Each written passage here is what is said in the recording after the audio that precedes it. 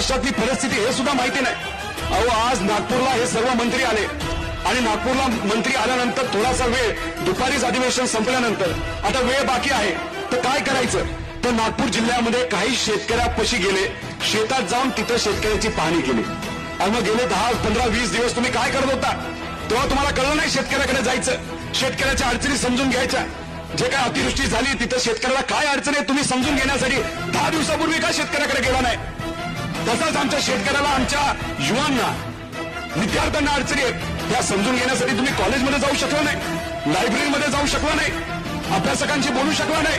आणि मग कदाचित तुम्हाला आज नागपूरमध्ये फक्त थोडासा वेळ काय मिळाला, मग मीडियाला घेऊन तिथं तुम्ही गेलात, फोटो काढले, व्हिडिओ काढले। अरे कसले हे नाटक? हे नाटक आता चालणार नाही। खऱ्या अर्थाने लोकांच्या अडचणी तुम्हाला समजून घ्याव्याच लागतील आणि लोकांच्या अडचणी तुम्हाला सोडवाव्याच लागतील, असं आमच्या सगळ्यांचं मत आहे।